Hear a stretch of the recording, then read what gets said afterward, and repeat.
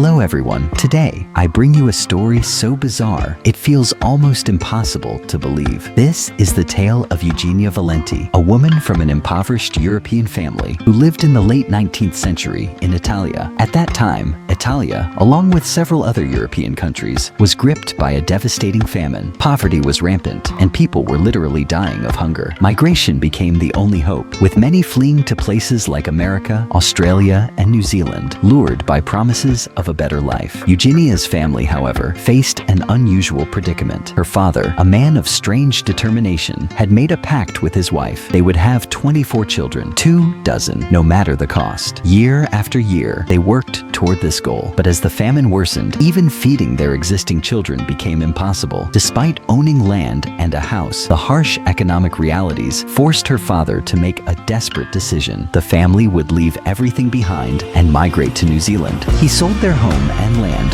for a fraction of its value, barely managing to scrape together enough money for passage on a ship. The Valentis believed that New Zealand would bring them wealth.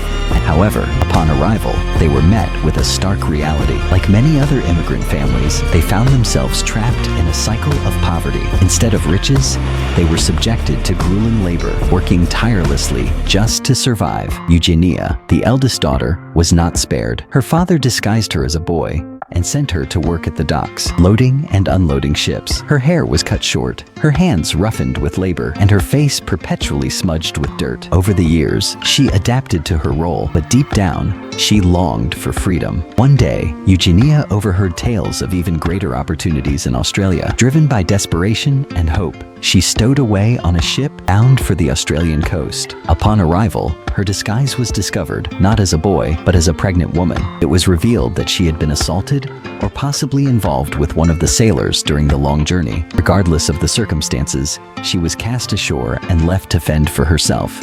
Eugenia gave birth to a son in Australia, but unable to care for him, she left the baby with an elderly woman who agreed to raise him. Determined to survive, Eugenia returned to her male disguise and began working various jobs, from horse training to fruit selling. She eventually found employment with a renowned veterinarian who mistook her for a diligent young man named Harry. It was here that the story took another twist. The housekeeper, a beautiful widow in her late 30s, developed feelings for Harry. Believing her to be a man, the widow confessed her love, and Eugenia, caught up in the charade, reciprocated. They married and lived together for 5 years. During this time, their relationship was tumultuous, with constant arguments and unexplained tensions. Then, the widow disappeared under mysterious circumstances. Months later, her decomposed body was found in a shallow grave in the woods, sparking a police investigation.